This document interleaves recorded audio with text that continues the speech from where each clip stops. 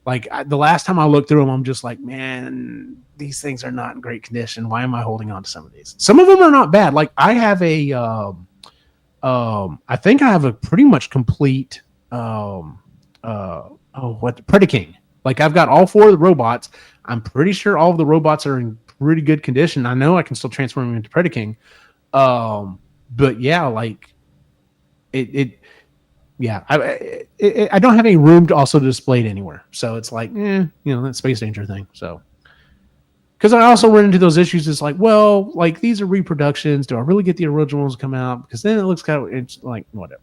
Yeah. So, all those little calculations you go through in your head of when you're buying or collecting something or whatever. Like it's a sickness. It's a sickness. So, yeah, I have several of the originals that are missing lots of pieces. I guarantee I'm missing a ton of pieces as well. So, and then I discovered Wheeljack's Garage online, which was awesome. It was like, sweet, you can go back and buy original pieces or reproductions of pieces, and then you're just like, you want how much for a gun? Yeah, it's like, yeah, it's a little much. What's the coolest set piece that you ever had? Let me start off real quick. It's not Transformers, but my cousin had Boulder Hill from Mask, and that thing was sick, dude. That thing was really cool. Mask was so cool. I never had a lot of Mask. I think I had 1 or 2 Mask things. Lewis actually had more Mask than we did. I had a lot of Mask stuff, dude. I had the Switchblade, the main villain thing that was a helicopter turned into a jet, and I had Dusty's Jeep, and then I had Matt Tracker's badass red sports car, and my cousin had Boulder Hill, and he had a couple other things. The Stiletto Fire. That's all I remember about that guy. The guy, he had he was on a motorcycle. Then there was another motorcycle that was a good guy that turned into a little motorcycle helicopter. He had that one. We had a ton of Mask stuff. I loved Mask. I thought it was awesome. What I loved about Mask, they didn't do this for every toy series, but for Mask, you could buy accessories by themselves. Like if you lost the masks and the stuff, you could buy. They would sell little packs that had all that stuff in it, and then you were cool again. You didn't have to buy the whole toy again. So there's a company that's remaking these. No, pre-order them.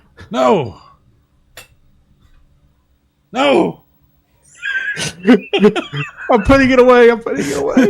Why did you do this to me? You son of a bitch. Oh, let's see here. To answer your question, I didn't have a lot of play sets. Like I never had, as much as I was into Ghostbusters, into real Ghostbusters, I never had, the firehouse. I had this cardboard temple thing that was supposed to be a Transformers base, because there was never really a base for the Transformers. But I did have, okay, you said coolest. I would have to go with either Castle Grayskull or Snake Mountain. My cousin did have Castle Grayskull. It was very cool. And so I have a very staunch opinion on this. I had both of those. I think those were great play sets. They were fantastic. They were super cool. I had another play set that was highly, highly sought after by other children. But I still say to this day was not a great play set, and that is I had the USS Flag from G.I. Joe. I don't understand how it's not a great playset. Because it is not a complete boat. Okay, it's all just it's basically what it is if you were to. I need to find a picture of it somewhere here real quick. Let me see if I can. Did you take it to the lake and dump it in there? No. You can't do that. You can't do that. That's what I'm trying to say. Is you cannot do that. It didn't float. Sorry, I'm just trying to imagine pissed off young Eugene watching his USS Flag sink into the lake. Sorry.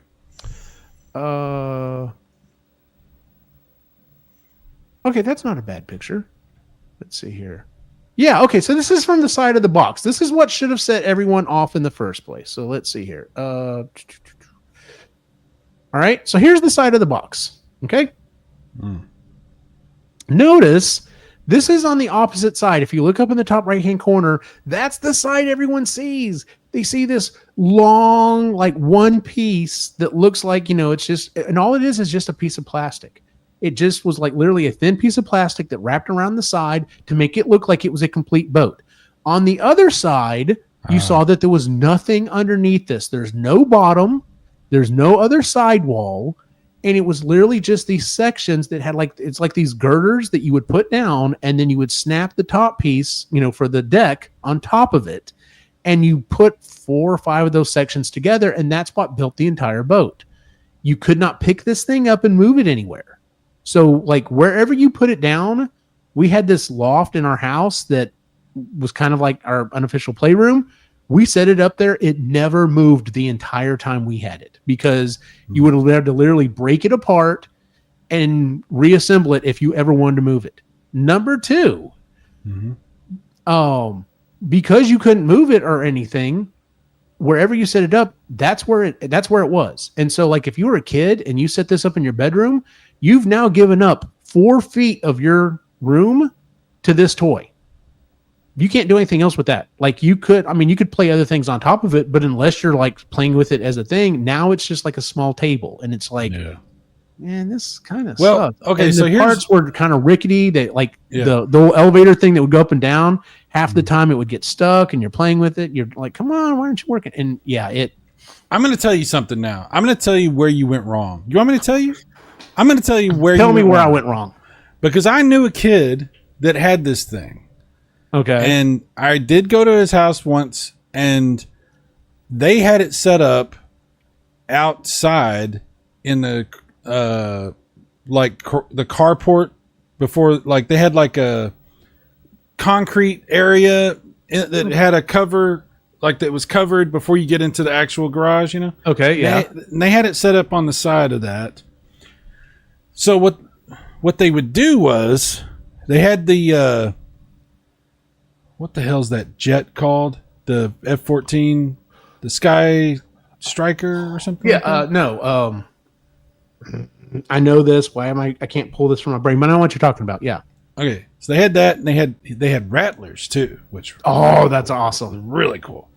And they had some helicopters and stuff.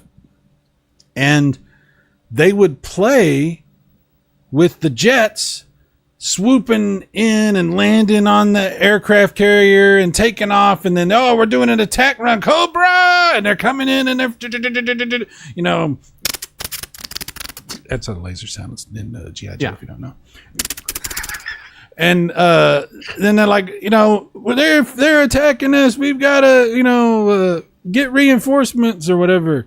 And so they would you would take the jet, you would swoop down and do a bombing run. And then it's like, all right, we got to take off. Can we get off? I think we can still get this thing off the ground, guys.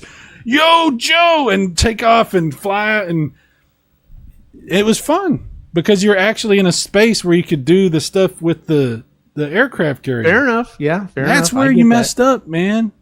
Because if you can't use it in a play scenario, as with the thing that it is, of course it's going to suck. So, well, sorry. What were you? I'll go back. I'll invent a time machine. I'll go back and be like, no, set it up here, not there. I'm saying, if you wanted to have the ultimate experience with this thing, here's what you do. You just understand that you're going to ruin this toy. Like you have to be the money you paid for it. I know I know, but for the ultimate experience, you're just gonna have to live with it. You're gonna say, yeah. You're gonna say this is a disposable experience that is gonna last for one summer. Okay, you go out in the yard and you set it up, and then you dig trenches and fill them with water around the USS Flag.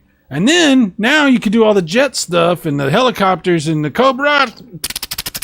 But then you can also do the water stuff.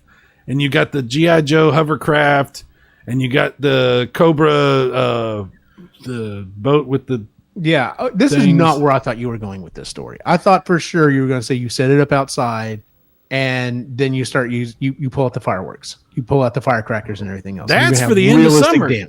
That's for the end of, that's the coup de grace. That's how, yeah. And you break out the camcorder for that, and it's like, we've been through hell. The war lasted the entire summer. Oh wait, it's an ambush. And here's Cobra, and it's Cobra. Yeah, Luke, it's Cobra. La la la la la la. And here they come with the and it's, you actually blow the damn thing up, and you keep it on your video, and then you watch the video for the rest of your life, and you've had the greatest. We have to get caught up here real quick. Luke's Awakening, Death Source, and Victory Saber, also a couple of my favorites of mine. Have you seen those? Yes, I have. They're really awesome. The new mask. Figures are stupid expensive. Yes, they are. Yes, they are. Last line, hey old farts. Hey, last line, how you doing? The flag is cool, but so impractical. Yes, thank you, Luke. Only if you don't do it right. Whatever. You have to be willing to give it up. Last line, I had the turtle van. It was big enough to put all 4 turtles in it. That was one of my biggest toys. The turtle van was friggin' awesome. Like the turtle van was great. I never had the Technodrome. Or the sewer set, but I also had that. It was like a 1950s like Corvette type, not Corvette. It was a 1950s like Chevy car that Rocksteady and Bebop would drive around in. Oh yeah, that was a great toy. I love that toy. Luke, that was one of the those Lego castles that had the working drawbridge. I never had one of those. Those were really cool though. Yes, Luke, Cobra, la la. And then even Basquino said, you lost me. You have to say it right. You have to say Cobra, la la la la la la la. Which, by the way, I don't know if you could say nowadays. Well, so, but yeah. Once a man. Yes. So, I will still never forget. I love hearing that story. I still swear that I watched that movie in the theater, but then when I go back and I know the actual story, it's like, no, you didn't. Because after Transformers happened and Hasbro started getting death threats, they're like, yep, not doing that. And then there's that last minute edition at the end of the movie. They just come over, everyone's cheering. Hey, everyone, Duke made it. He's fine. Yeah, when they don't kill Luke, there's like that one line that you could tell is kind of added on where Scarlett's like, he's gone into a coma. Mm-hmm. We're like, oh, okay. Yeah, sure. Yeah. Yo, Joe. Worst idea. It's funny because they're very aware, like the guys who did it. If you watch that documentary, they're very aware of how bad they handled that. Mm-hmm. They're like, yeah, what were we thinking? You had problem, and it's funny. Okay, so not to drag us out anymore, but anyway, talking about that cartoon, that podcast that's recently talking about Transformers '84, they were like, if you were going to do a Mount Rushmore of 1980s toys, what's on it? And their thoughts were obviously Transformers, G.I. Joe, He-Man. And they're like, you can maybe debate the fourth one. And they're like, I think probably Star Wars. Probably Star Wars. Yeah, Star Wars. But even then, like, even if you started going down that list, you're still going to hit gold after gold after gold. Like 1980s toys were just it was so good. Even the stupid ones were good. Everything was so good. Remember the Centurions with the? Oh my God, I love Centurions. Stick all that stuff on them everywhere. That is one of the toys that I regret not having to this day, and that is one of those things that has in the back of my brain. The problem is I'd want to cosplay it with a couple of the guys. I'm like, I could figure out a way to like 3D print the parts, like and do the suits. Like that is an infinite cosplay right there because. One show you show up and hey, I'm decked out for the marine stuff. Now I've got all the land stuff. Now I've got all the air stuff. Like I loved those toys. Last line just said Captain Power. Captain Power, baby. Remember how you had to set me straight on that? I thought for the longest time that the dude like killed himself, and you're like, no, he didn't kill himself. So. It's funny how we hear things and we think that that's true, and we find out the thing that we thought was true is not true. That's happened to me recently with something. Last Line knows what I'm talking about. For some reason, I'll tell you what it is. For some reason, in my head, I don't know who told me this or where I picked this idea up, There was a developer from Japan called Red, and somebody had told me, or I don't know, I didn't come up with this idea on my own. I can tell you that because I remember being resistant to this idea when it was originally proposed to me, but I had been convinced that it was true. And the idea was that this Red company was the same as it was a company that evolved and later became CD Projekt Red. And I had been told this by somebody who, if I can ever remember who it was, I'm gonna kick your ass. Because I'm extremely gullible, and I believed it. And Last Line laughed at me, and he's like, "That's not true." And I'm like, "It's not." And I looked it up. No, you idiot! It's not true. I'm fine. All I'm finding is newer stuff. What is Laser Force? Luke's Laser Awakening? Force. I don't know. Because I'm typing in Laser Force, and all I'm getting is like modern day, like the thing, the places you go to and you run around, you put the suit on thing, and you run around, shoot each other, and shoot lasers or whatever. So I remember there used to be these generic toys at Walmart called Laser. They weren't Laser Force, I don't think, but it was like these cheap.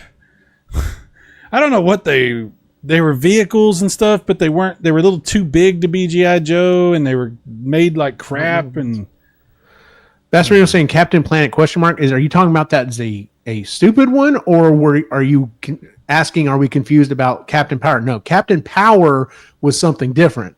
Captain Power, they treated that like there was so much miscommunication on that. It was like, hey, we just need a simple toy that boys can run around. Let's face it, it was boys. Boys can run around and shoot the screen, and it does stuff. But the writing and acting team was like, no, we're doing this as a legitimate sci-fi.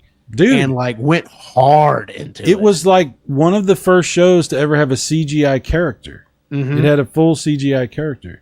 It had these vehicles that had like, they took batteries and they were like light guns, and you would shoot the show. The show would be on TV, and there would be like targets on the screen that would flash, and you could shoot them. And there was like a game.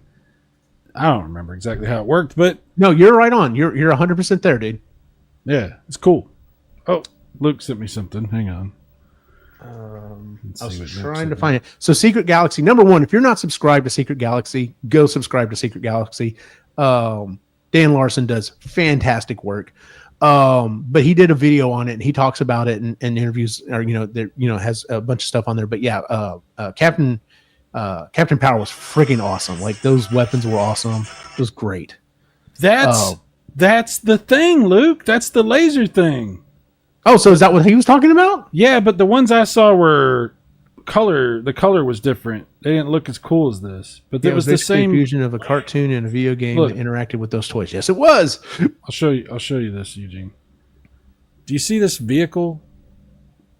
Yeah. So we had these at Walmart, but the colors were, it was like dark gray with like blue green instead of orange. It was the same vehicles though, but these look like they're made way better than the ones but it was just called Laser. It wasn't called Laser Force. So maybe we had the generic version of Laser Force. That's probably what we had. Wow. Yeah, because it's the same vehicle. Well, thank you, Luke. Luke knows stuff about toys. I'll tell you that. I'm trying to find. Okay, here we go. We're going to do this real quick. Yes. This. Oh, there it is. Wow, it's only $55. The Phantom Striker, I always thought that was the best looking Is that $55 for the. So awesome. What is that? Just the box for $55? Captain Power Phantom Striker. I don't know, man. No, Cyrus, we can't do this. Well, okay, here's the thing, though. Is that an only auction? see the box in pictures. It may just be the box. I think it's just the box. That's way too cheap, dude. Yeah, that's gotta be way too cheap. Yeah, look at those other ones. Yeah, there you go. $200. Yeah, that would be the whole thing. Yeah, that's more in line with what I'm thinking. So, but yeah, like you had that ship, and then you had the good guy ship. Yeah, we had the white one. $115. Yeah, and so like it stupid ads. So like up on the top there, one of them shot a laser that if it saw like a flashing red a certain color, a certain flashing red on the screen, it would count it as a hit, and then it would somehow project back, and then the other nacelle, basically the one on the left there, acted as like the sensor. But you could also take them and like I could have one, so I could have one, and we can like run around and fly or whatever. And if we pointed at each other, if we hit it just right, it would also count as a hit. And the best part of it was when you got hit enough times, it caused your little guy that was in the cockpit. The cockpit would flip him out, and like so he had to eject out because the ship was blowing up. And I was just like, that was mind blowing to me as a kid that I could not only play with other people, but I could play against the TV as well. Like that was insane. I wonder if you watched the videos on YouTube, if you could shoot probably not, right? Because it's light gun stuff. I'm sure it would have to be the same type of technology that a light gun is. So unless you're watching it on CRT, I bet it would have no effect. So yeah. You had the great value brand is what Luke Salamini was saying. Yeah, I think so. Was it Venture Force Toys? You needed VHS tapes too. Yeah, you'd have to have the tapes too. So I had the white one that was shaped like a Slave One kind of. Oh, I remember that other one. Yeah, there was a different one that was like that. So yeah, but yeah, Captain Power, man. And the only other like I went the longest time, and like I think I hit something here real quick. You're like you remembered it. I don't mean a lot of other people who remember it, but my friend Bev, like she had like some autograph stuff from some of the people where they're just like, I'm like, oh my God, what do you know about this? She goes, oh my God, like I had a group of people growing up, like we followed it, like we were really into the story and everything, and it's just like I was like, I don't remember the story, I just remember running around shooting stuff. But she's also a little older, but so she was like prime age to be like, this is really cool. This has got a serious sci-fi story to it. So I don't remember either, but I do remember that CGI character, which was a bad guy, was sort of like he reminds me of Ridley. Oh, yeah. Because he kind of had a long beak and he had wings because he could fly around and stuff. But what I was going to say is his character was not evil. Like he actually struggled with being a bad guy. He was one of those first characters that I can remember seeing where you were like, you know how like G.I. Joe would do that too, or what Transformers, you know, they'd have a character that was like, I'm a bad guy, but I'm not a bad guy. Or maybe I could be saved. Right. You know? Yes. Like that kind of thing. Yeah. I was actually having a conversation. So this last weekend, I got together with some friends from back to high school, right? And we were just talking about some stuff, and I had just brought up the fact that the conversation moved around to like what modern television and stuff was like and everything. And that's what it was. One of my buddies just recently had him and his wife just recently had a baby, and first time dad. And he was just, just often Cop Pepper's questions like, what do you think of this? How did you handle this when the boys were a certain age and this, that, and the other? And he was asking about screen time. And I'm like, yeah, I said, we tried to hold them back on screen time when they were younger, but it's kind of like whatever. And I'm like, but I think about it and I'm like, I watched stuff growing up all the damn time. And I think I turned out halfway decent. And then we got on to, and then that morphed into the conversation of, I will never say anything bad about Fred Rogers, but I do think it was a little short-sighted, his comment that there's nothing else on TV, in reference like all the violent cartoons and stuff. Yeah. And for the time, they were probably violent for what they are. Of course, they're super tame by today's standards. But I'm like, I learned what the words honor and duty are from Optimus Prime. Like duty. Character, I knew as soon as I said that. That character was like, that is the epitome of being an honorable person. Like you do what you're supposed to do. You help others. You're there for the people you care about, and you fight for what's right. Like, but G.I. Joe was the same way. He-Man was the same way. Like, yeah, I'm sure they didn't enjoy tacking on the little thing at the very end, with the little lesson or whatever. But I'm like, a lot of those characters like showed young boys and young girls what it's supposed to be like to be a good person. Like, I don't blame Fred. I don't blame people because they had no frame of reference. They didn't know how bad shit was going to get. Like to them, they're like, well, I don't like these things that I haven't seen before. It's not what I like. It's not what I think is the best ideal situation. And that's the thing about Mr. Rogers is he was a idealist. He was trying to do what he thought was the best thing. And if it wasn't the best thing, then he's like, I'm not like that. I want the best thing. he wasn't. He hadn't experienced the cesspool that we've had to deal with for the past 40 years or whatever. The gradual degradation of everything that we enjoyed, and turning entertainment into just, I don't even know, just whatever. Oh, I could do a whole episode on that. Yeah, I think if Mr. Rogers knew how bad it could be, he wouldn't have been so vocal. But then again, he also pretty much single-handedly saved PBS from. Oh, definitely. Yeah. So I mean, it definitely was, in his benefit to take the right stand on it. That's because he was a sniper in the Marines, and you remember that old story? I remember that old story. Yes. Yeah. They need to bring back Captain Power as a phone app. Yeah, maybe. And use the app to interact with the show on streaming service. Dude, if they could figure out a way to do it, and Netflix would be the one that would be like, yeah, let's throw some money at this and figure this out if they were going to do it. Optimus Prime was Mecha Jesus. Yeah, a little bit. So I mean, kind of. I mean, he did die and come back. I was going to say there's some parallels. Die and come back. They may have borrowed some elements from other stories. Possibly, yeah. Luke's Awakening, those cartoons contain morals and lessons. They were entertaining and taught life lessons. Yes, absolutely. 100%. 100%.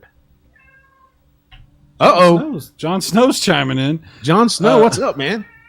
Yeah. There he is. The man. Talk about the man, the myth, the legend. Wow. Okay. Wow. He's all about them cartoons. Hell yeah. Anyway, remember when we used to buy cereal and it was good and it had cartoons on it? That was cool. I like that. Oh yeah. Saturday morning was nothing. Was we hit a commercial break. We have Starscream flying in and transforming. The Transformers will be right back. And then we have cereal commercial, toy commercial for another cartoon, toy commercial. Here comes Jazz transforming back to the Transformers. Like that was Saturday morning was for us. Like there was none of this. No, you can only have so many commercials. Jon Snow knows. He knows all about it. He has a lot to say. Yes, he does. Remember when we talked about McDonald's was cool? Like it was all for the kids, man. Everything was for the kids. John says, now you know, and knowing is half the battle. Hell yeah, Jon Snow. Oh man. All right. Well, listen, guys, we've already been on for an hour and 40 minutes. So I know we were like, it's gonna be a short one. We're tired. I remember saying that too about an hour ago, saying, hey, it's fine. I know Si's a little tired. We'll try to make it a short one. I'm very tired. So much for that. So that's why John's in here. He's like, dude, really? Absolutely. He's like, dude, get your ass to bed. So get your ass to bed. Get your ass to bed. All right, let's move into our social media stuff. Oh, can we do it? Can we do it, Eugene? Can we do the without the audio? I'll figure it out. Okay. Cyrus, where can we find you online? Super Mega Graphic 64th. Fourth? Okay. Yes. Some people say 69. Some people say 16. Of course, yes. There's a lot of variance. Absolutely. Did I ever tell you? So this is the second year Nick has played football, and this is the second year he hasn't been able to get it. The first year his number was 62. And I was like, dude, if you can get 64, I will design a shirt that says Nicholas 64, and it will be awesome. Wow. And he thought it was cool too. And so this year he's like, well, I can't get 62 again. I'm like, so you can get 64. See if you can get 64. I think 72. So damn, it is what it is. Yeah, but I'm like, dude, that would be so awesome because I will straight up design that shirt. That would look awesome. That would look awesome. Luke's Awakening says, thanks guys. The 64 is a lie. I have no excuse. I have no excuse. That's hilarious. And let me just say, so anyway, you can check us out at epicallygeeky.com where you can find all of the shows that we do, including epically geeky, marginally geeky, sustainably geeky, and creatively geeky. We actually just recorded an episode last night of the Marginally Geeky show where we talked about a book called Beware of Donkey. Chicken. It was hilarious. It was a hilarious episode. And then on top of that, next week, I've got to double check with the guy. He hasn't gotten back to me, but next week we should be doing an episode of Creatively Geeky. We're interviewing Jesse Sosa from it was Gearbox Games. So yeah, Nice. hopefully he's still going to make it. I haven't heard from him, so I need to find. Oh look who showed up. Born Distracted. Damn, I'm too late. A day late, $1 short. Well, you made it. You're at the very end here, so you still get credit. We'll still put you down in the attendance column, so we'll still give you credit for being here. He made it. He gets He counted. made it. So. Yeah. Saved by the bell, as it were. And then, as always, you can find my individual wacky adventure online at Optimus Gene on Instagram. I mean, I'm on Facebook. Who cares? Only old people go there. So, anyway. Facebook, what? I know, right? I remember that. Yeah, well, Yeah. I'm trying to forget it if I could, but anyway. Yeah. All right. For everyone on the site, have a good night.